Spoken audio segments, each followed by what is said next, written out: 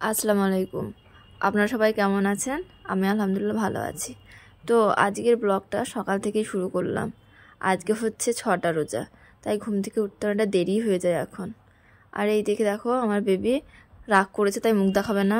অন্য টাইমে ভিডিও আসলেই মুখ দেখানোর জন্য ব্যস্ত। তো প্রথমে আমি বিছানাটাকে তাড়াতাড়ি গুছিয়ে নিই, তারপর তোমাদের সামনে একটা রেসিপি দেখাবো। আজকে আমি তোমাদেরকে কুলের আচার বানিয়ে দেখাবো, তা আবার একটু অন্য রকমের। আমরা যেটা খেয়ে থাকি মিষ্টি মিষ্টি সেটা নয়, একটু অন্যরকম দেখাবো। তো প্রথমে বিছানাটাকে ভালোভাবে গুছিয়ে নিই। তো বিছানা গোছাতে তো ভাবছি যে আজকের দিনটা ভালোও লাগছে, আবার একটু মন খারাপও, কারণ আমার বেবি আজ তার দাদুর বাড়ি চলে যাবে। সেই ঈদের পর আবার বাড়ি আসবে। তো বেবি যখন বাড়িতে থাকে তখন খুব দুষ্টুমি করে, জ্বালায়, তো খুব রাগ হয়, ঘুমোতে দেয় না। আবার বাড়ি থেকে চলে গেলে আবার ফাঁকা ফাঁকা লাগে। আর এই দেখছো কুলগুলো, এগুলো মা একটা জায়গায় গিয়েছিল, সেখান থেকেই নিয়ে এসেছে। কুলগুলো কিন্তু খুব সুন্দর, একেবারে গাছ পাকা। তো এই কুলগুলোর না আমি আজকে টক আচার বানিয়ে দেখাবো তোমাদেরকে। তো প্রথমে আমি বোটাগুলোকে আমি এক এক করে কুলে ছাড়িয়ে নিই।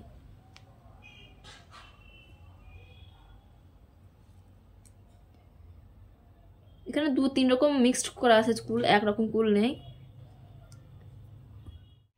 কুলের বোটাগুলোকে ছাড়িয়ে আমি একটু রোদে রেখে দিলাম। তোমরা ভালো করে কুলটাকে ধোয়ার পর অবশ্যই একবার রোদে রেখে দেবে, নাহলে যদি এখানে পানি থেকে যায় তাহলে কিন্তু আচারটা বেশি দিন থাকবে না। যতই আমরা ভিনেগার বা সর্ষের তেল দিই বেশি দিন টিকবে না। প্রথমে আমি কুলগুলোকে একটা বড় পাত্রে ঢেলে নিলাম, যাতে মশলাগুলো মাখাতে আমার সুবিধা হয়।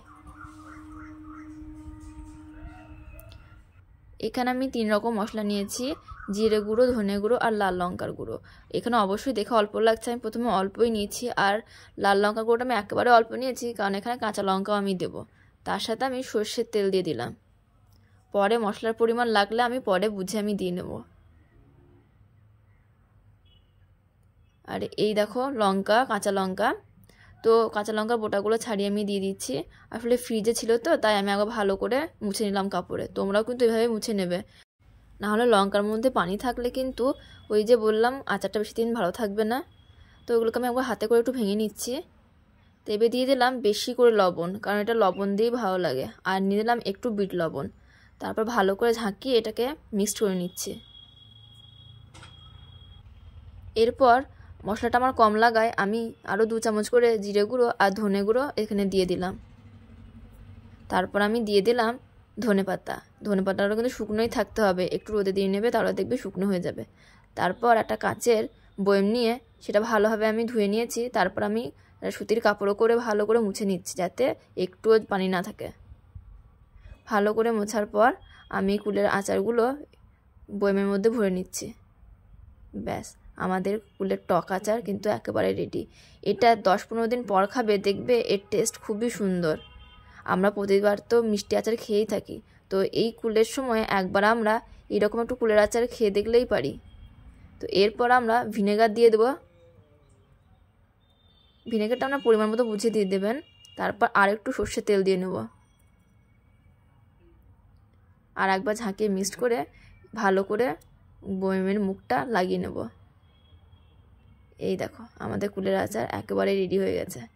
তো আজকের ব্লগটা আর এই কুলের আচার রেসিপিটা যদি আপনাদের ভালো লেগে থাকে তাহলে প্লিজ একটা সাবস্ক্রাইব করে দিও আর একটা লাইক করে দিও।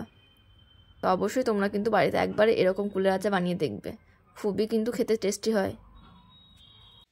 আর এদিকে আমার বেবি তার দাদু বাড়ি যাওয়ার জন্য একদম রেডি। বেবি বেবি বেবি আসসালামু আলাইকুম।